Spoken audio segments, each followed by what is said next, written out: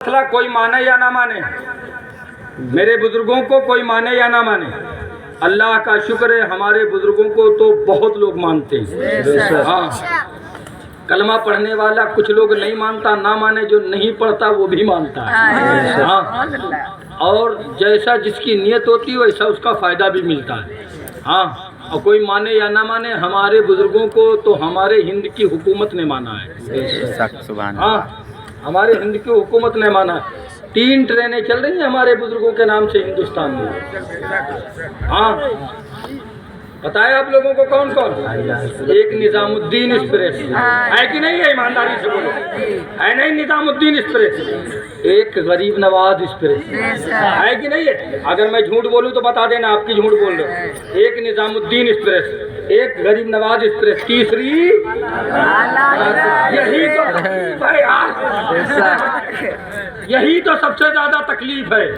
ہاں، 3 ٹرینیں، ایک نظام الدین ایکسپریس، ایک غریب نواز ایکسپریس، تیسری اعلیٰ حضرت ایکسپریس۔ میں دلی گیا، میں نے پلیٹ فارم پہ دیکھا ایک صاحب کھڑے ہیں، بوریا بستر ساتھ میں ہے، پلیٹیں ساتھ میں ہے، سلنڈر ساتھ میں ہے، اٹھائے گھوم رہے۔ میں نے کہا کہاں جا رہے ہو؟ کہنے لگے جے پور جا رہا ہوں۔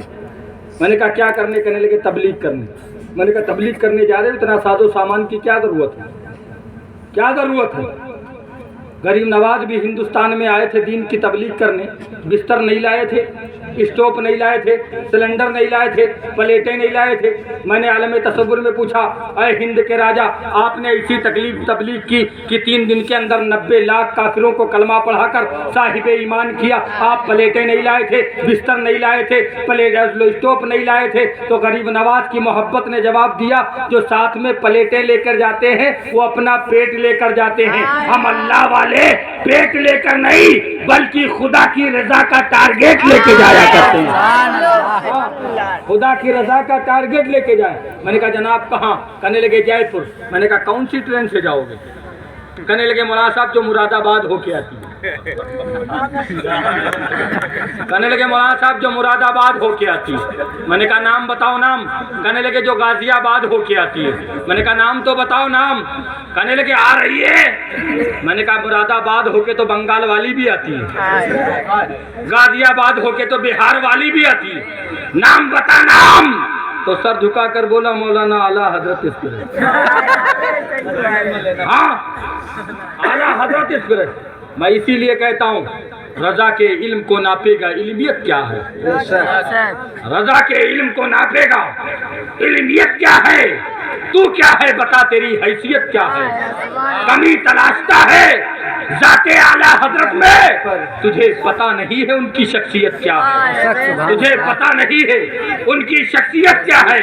یہ بات نجد میں دیوبند میں نہ سمجھو گے، بریلی آؤ تو سمجھو گے سنیت کیا ہے۔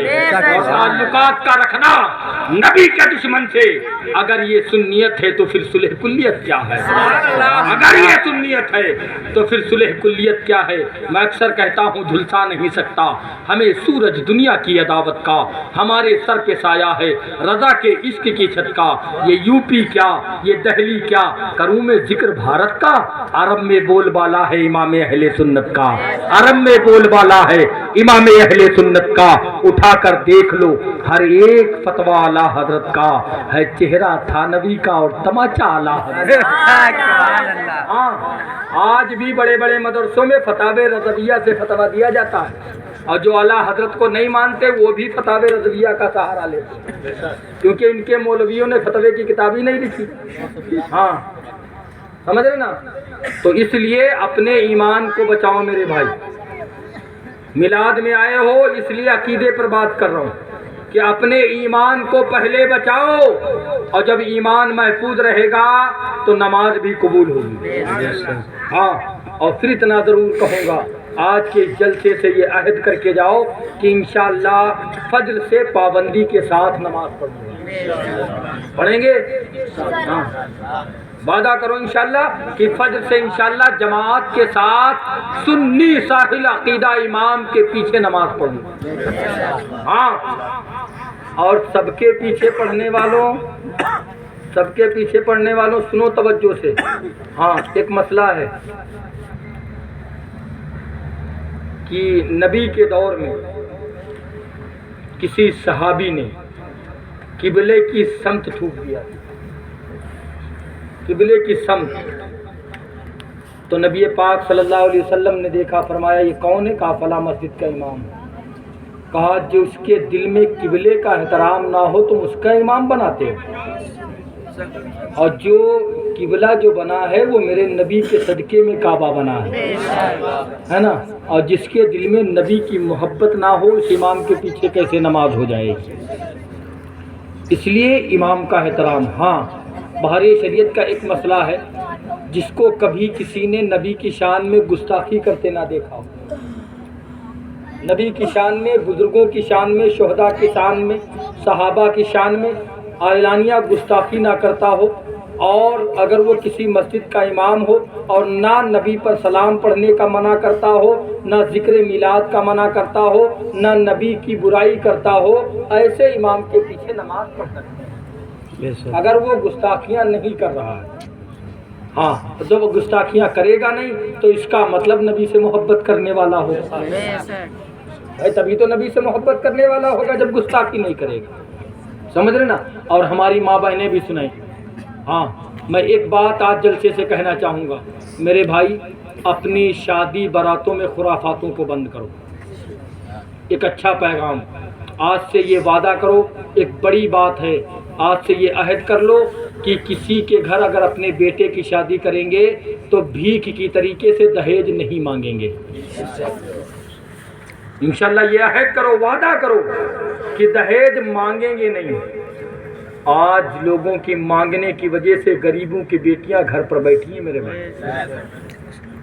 وہ بیٹیاں اس انتظار میں ہیں کاش ہمارے باپ کے پاس اتنی دولت ہوتی تو شادی کا انتظام کر کے ہماری بھی آج رخصتی ہو گئی ہوتی۔ ہاں اور جو خرافات میں، شادیوں میں، ڈی جے باجا میں اور خرافاتوں میں فضول خرچی کرتے ہو، وہ پیسہ بچا کر کے غریب لڑکیوں کی شادی کراؤ اپنے میں علاقے کی، سمجھ رہے نا؟ اپنے مدرسوں میں پیسہ وہ خرچ کرو، مدرسے کے پڑھنے والے بچوں پر خرچہ کرو۔ اگر کوئی غریب لڑکا مدرسے میں پڑھ رہا ہے، اس کے گھر والے اس کے کپڑے کا انتظام نہیں کر سکتے، اس کا کھانے کا انتظام نہیں کر سکتے، تو یہ عہد کر لو کہ بچہ تمہارا ہوگا، خرچہ ہم اٹھائیں گے۔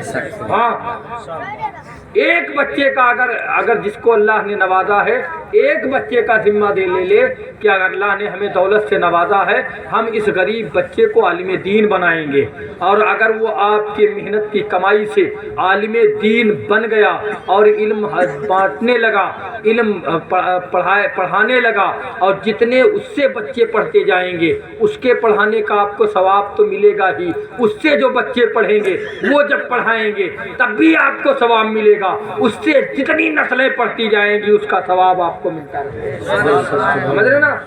تو غریب جو بچے ہیں مدرسے میں پڑھنا چاہتے ہیں، اور یا غریب کی لڑکیاں ہیں شادی کے لائق ہیں، یہ تمہاری ذمہ داری ہے، جو مالک نصاب ہیں اللہ نے نوازا ہے ان کی ذمہ داری ہے کہ خود پتہ لگاؤ کون کس لائق ہے۔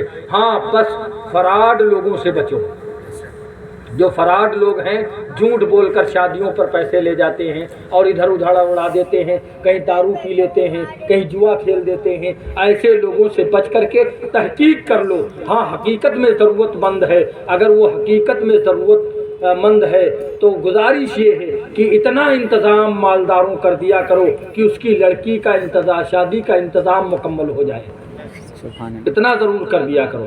اور ماں بہنوں سے میں ایک بات ہاتھ جوڑ کر گزارش کرتا ہوں، میری ماں بہنوں آج کے اس میلاد سے سب سے بڑا یہ پیغام لے کر جاؤ، شادی براتوں میں جاؤ تو سر پر دوپٹہ ضرور رکھ کے جایا کرو۔ ہاں اور میں اپنے چچا سے، باپوں سے، بھائیوں سے جو ہمارے باپ کے مثل ہیں ان سے گزارش کرتا ہوں، شادی براتوں میں عورتوں کا کھانے کا انتظام مردوں سے الگ کیا کرو۔ ہاں اور بہتر یہ ہے کہ عورتوں کو کھانا کھلانے والی بھی عورت، ہاں اور مردوں کو کھانا کھلانے والے مرد ہوں، ورنہ تمام خرافاتیں آج ہماری شادیوں سے پیدا ہو رہی ہیں، سمجھ رہے نا؟ سمجھ رہے ہیں؟ تو اس لیے یہ چند باتیں ہیں آج کے اس پروگرام سے لے کر جاؤ، انشاءاللہ سب مل کر کے دعا کرو۔ یہ جو پروگرام ہو رہے ہیں ان پروگراموں کی برکت سے اللہ تعالیٰ سب سے پہلے مجھے بعد میں سب کو عمل کی توفیق عطا فرمائے۔ بہت سی باتیں رہ گئیں، وقت بھی زیادہ ہو گیا ہے، اس لیے زیادہ کچھ کہنے کی ضرورت نہیں ہے۔ جس کو جو مسئلہ سمجھنا ہو میلاد کے تعلق سے، سلام کے تعلق سے، تکبیر کے تعلق سے، جو بھی مسئلہ عقیدے کے تعلق سے سمجھنا ہو مدرسہ وارث العلوم چلے آنا۔ اگر یہاں نہ پوچھ پانا شرم آتی ہو مدرسہ چلے آنا، انشاءاللہ میں مکمل سمجھاؤں گا۔ اگر یہ نا کیا بہت ٹائم ہو گیا بھائی، ہاں